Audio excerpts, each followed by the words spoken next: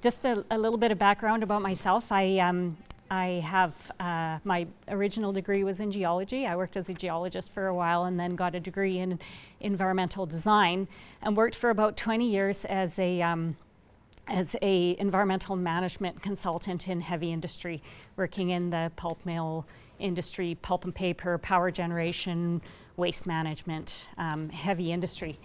And as a consultant, I saw doing a PhD very much as an opportunity to enhance my practice.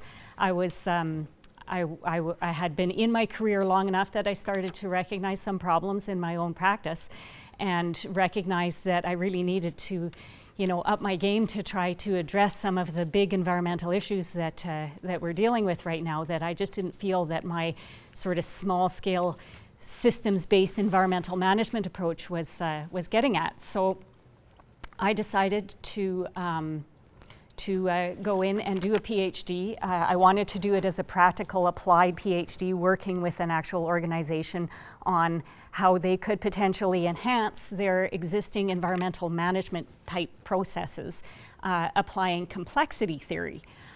So kind of a big paradigm kind of shift on how to approach environmental issues. So I just want to talk a little bit about where the research problem came from, where my interest came from, and then some key features of the dissertation that made it, I guess, innovative in the compared to a standard type of more academic-related dissertation.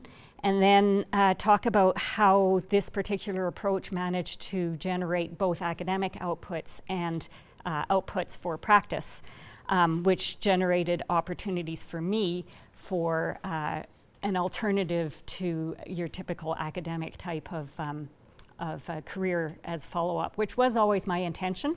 But I do think that this kind of approach to doing a dissertation very closely related to problems in practice could be very useful for a lot of graduate students that are interested in pursuing different careers than your typical professor academic position.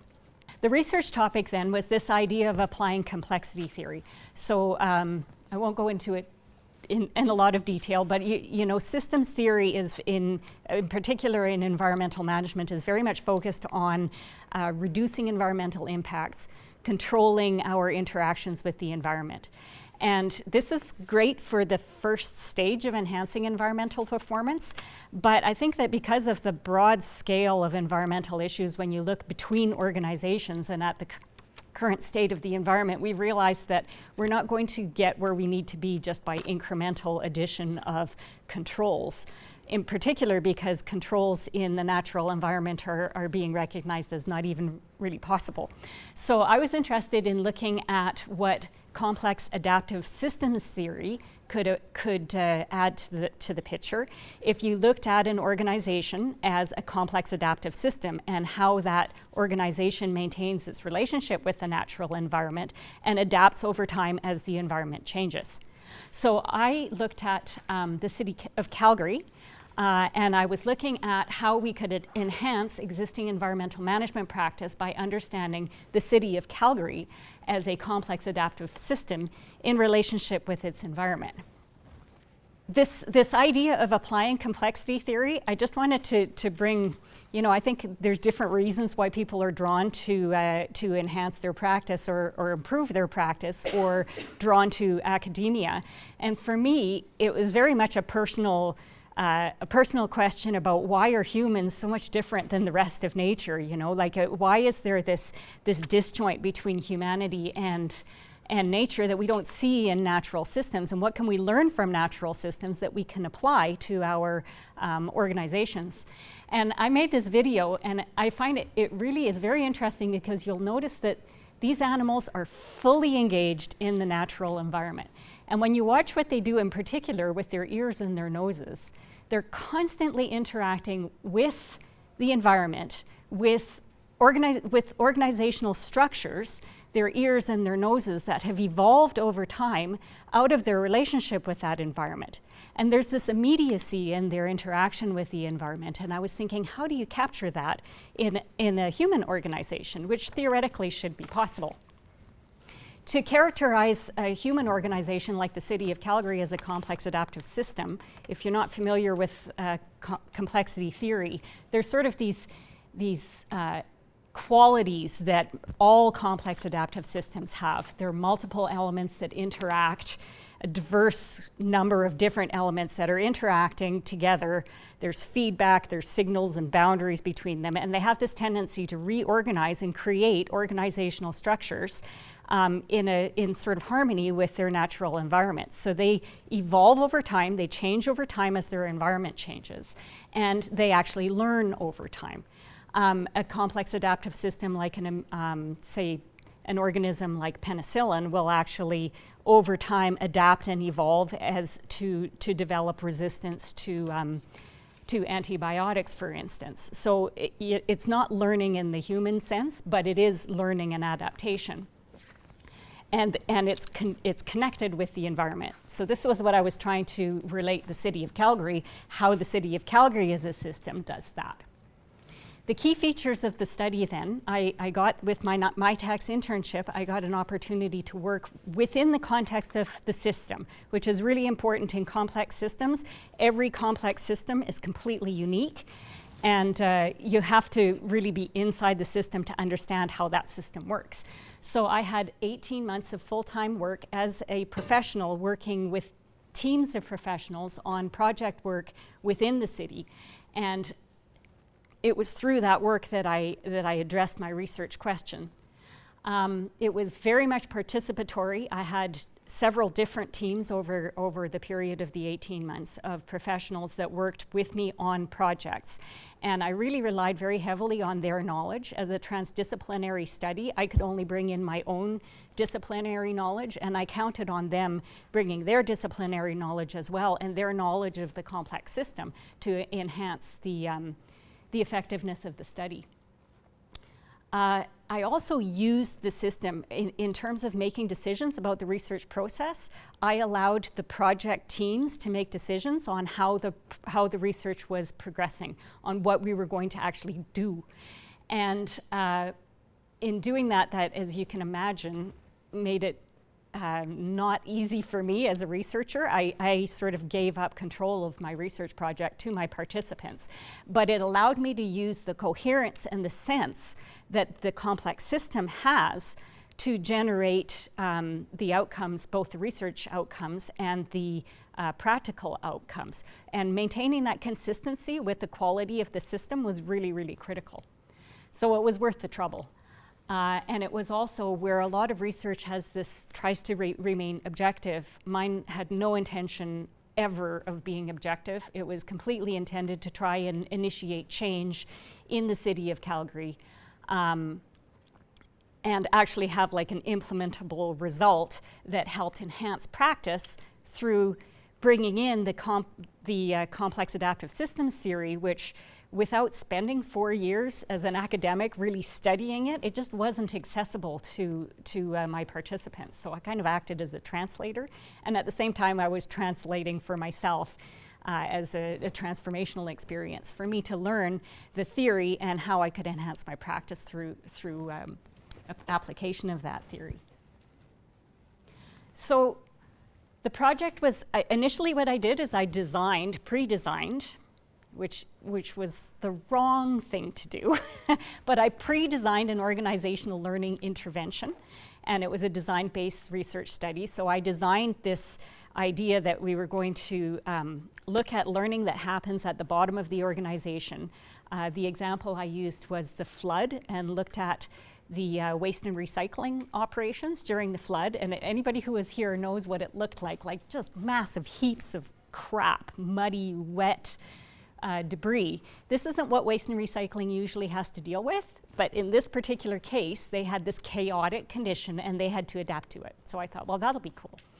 And we modeled that. I thought there was going to be this feeding forward from the people who are actually standing in the field knee deep in mud into the organization.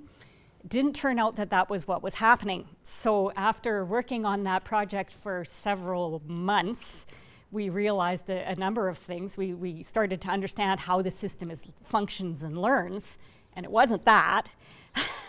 So we thought, well, we'll take that knowledge and we'll find another problem that the system is solving. And we'll look at another problem and say, well, how is it learning on that problem? We actually went through 3 iterations of different projects for all sorts of reasons, including institutional reasons and political reasons and staffing, and all these things came in that kept on changing the project as I went along. But in the end, it made a box instead of a check mark. That's supposed to be a check mark at the end, because the last one actually did work and it resulted in development of a project that was implemented at the city. So this is one of the slides from my dissertation defense, and I really wanted to emphasize the idea that there were 2 projects or 2 project streams going on at the same time. There was the project in practice, which was the work that I was doing with my participants, and then there was the academic research. And the academic research was focused on learning about how the system learns and developing a theoretical model of how this particular system functions as a complex adaptive system. And then I was taking that knowledge as I was developing it and translating it into, well, what does that mean for the practitioners? And then in practice, we started going through these cycles of characterize the system as a complex adaptive system, then how is it addressing a problem, design some sort of solution to the problem, and keep on cycling it back and forth until you finally found in the end a new structure that you could implement in the organization. So on the practical side, the end product of the research was something that could be totally used by the City of Calgary. We generated first a business case for a project suggesting how to design a management system that would coordinate the activities between all the different parts of the City of Calgary. So how, and this actually came from the initial project where we looked at how waste and recycling couldn't meet all of their needs in their performance, so they ended up bringing in the roads department and the bylaw department. They used equipments from roads, and they used the bylaw department to get access to the areas where access was a problem. So they were working across boundaries, which is what you do in complex systems, is interaction between the boundaries. So we developed this program called EnviroStrategy to coordinate action on an environmental level between all of the different parts of the organization. And we used organizational structures that already existed in the city for things like budgeting and business planning across the city, their whole action planning process, their business planning process, and customized them to create a system called EnviroStrategy for coordination of environmental action. And it's complementary to the current EnviroSystems, which is a siloized program of control-based environmental management that occurs in each different business unit. We designed something to go across the top. And they are actually working on implementing this right now across all the different business units at the City of Calgary. Theoretically, I was doing things like this, which those 2, at the very beginning of the presentation, I showed you 2 different types of organizing.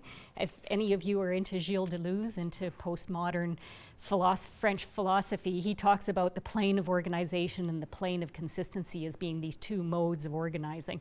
Plane of consistency being more the complexity-based stuff, and the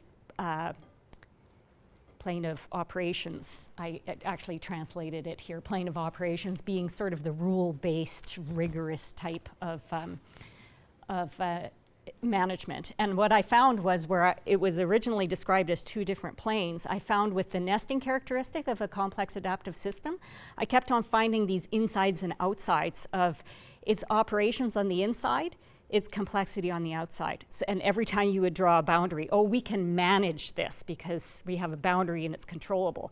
But then this piece works with this piece. And all of a sudden it's like, now what? You create a new boundary, and at a certain point, that becomes an operational thing. And you figure out how that works. And then it makes another boundary and another boundary. So I was using the the concrete example in the field to generate a model of complexity organization based on the Deleuze idea. And then I also developed a leadership model where I looked at how this system functions as a complex system and what the role is of leaders in supporting self-organization, which was quite interesting too. So this was the academic side. We created the business plan, and then we created all this theory. And this is only a couple of examples. It was super rich in generating theory, and also very rich in generating ideas about methodology, as you can imagine, because it included a lot of different types of methodologies. Each of the three scenarios had its own methodology. So my dissertation actually had 3 different stories in it, where we described a problem, and I described how I was going to investigate that problem, or how I did investigate it as it rolled out, which was sometimes planning after the fact. It was a bit of a jumble, but and separate literature reviews, separate analysis, separate analytical tools that we used in all of them. So the dissertation is a fat mess, but it was productive in terms of generating ideas on both sides, research and practice. Now the resistance, I don't know if I kind of find this, I don't want to say that they're obstacles necessarily, because in some cases, you know, the problems were the things that ended up being the richest in the research. So the uncertainty and dynamics were without a doubt the most challenging for me, because I never knew what was happening, and I would think something was going on. And then it's like, oh, you know, the manager from the department that I was working with transferred out, and I got a new manager who had no clue what I was doing and didn't actually even agree with it, right? So it's like, oh, well, okay, I've worked for 6 months on this, and she's saying, it was really interesting because what happened is I had designed something, and she started clipping off pieces of it, and she was like, oh, we don't need that much consultation with stakeholders, and yeah, you know, we can narrow the group down to just these people, and we don't need to address those issues, and click, click, click. And by the end of it, it was the straight risk management. It had whittled down right back down to control, right? Which was interesting for the dissertation. Interesting results, more than a little nerve-wracking for me, because, you know, I needed to finish it, but I did. The objectivity is something that I didn't find a problem, but I did find a lot of people were challenging me, that, you know, suggesting that, you know, a lot of especially as a participatory in situ in this particular organization, funded by the organization, people were saying, well, you know, that's not very objective, right? You're going to get what they want in the end. But that's precisely what I was trying to do, get what they want, right? And especially knowing that a complex adaptive system, every single one is super unique, right? And if you want to develop solutions in a complex adaptive system, you look at that particular situation. And what you're not looking at is to find an optimal, perfect, objective solution. You're looking for something that is adequate, something that's viable. So I had a lot of conflict in conversation with people, but for the project I thought it's okay, and it never bothered me, and it never bothered my supervisor either. She was very comfortable with it. The stretching the disciplinary knowledge, I think that if you're trying to do a transdisciplinary type project by yourself, of course, is kind of ridiculous, right? But I did find, because I was doing it in the field of education, my first degree is in science and geology, and my second is in environmental design. And doing a PhD in an area that I had never even taken a course in was super challenging at the beginning, and I found the language was the biggest part. People were talking, I had no clue what anybody was saying, and I was reading articles. It's like, I don't understand any of this. It was a very humbling experience. But I was on that super steep part of the learning curve, almost falling off. But I learned a lot from that. And finally, the supervision issue, I blew through 3 supervisors who just really didn't have any patience with what I was trying to do. And I understand, you know, I do understand the pressures that it puts on your supervisor when you're trying to do something like this.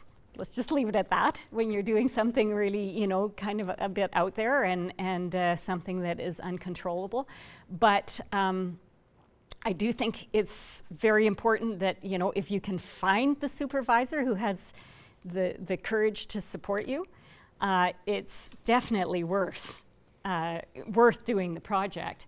And I really like this quote from Murray Gell-Mann in what's that? The Quark and the Jaguar, which is a super cool book if you want an introduction to complexity. But he says, someone should be studying the whole system, however crudely.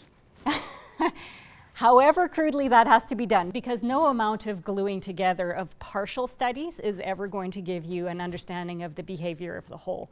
And there is no way of doing a simple study of a complex system.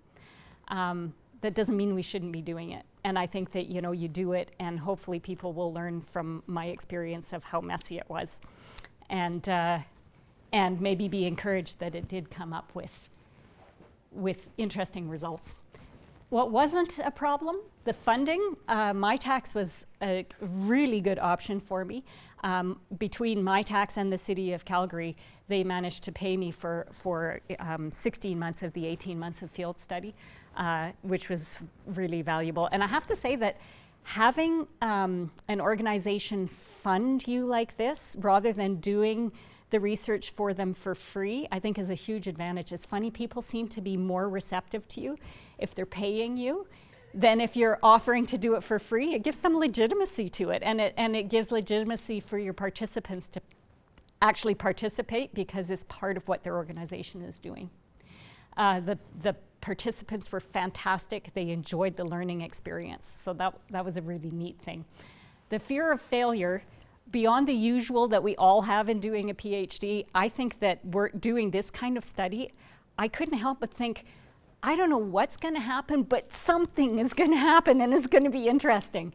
And I had an infinite number of different directions I could have gone that could be interesting. And even though several of the things that I tried just fell completely flat, it was okay because there were always other options to turn to. I think that's kind of it. The research was primarily intended to generate results for the City of Calgary, obviously, and for my own personal development, for my own transformation in my career. But I also think that it has some interest to sustainability researchers and also to other qualitative researchers that are interested in attempting this kind of approach. I think that's it.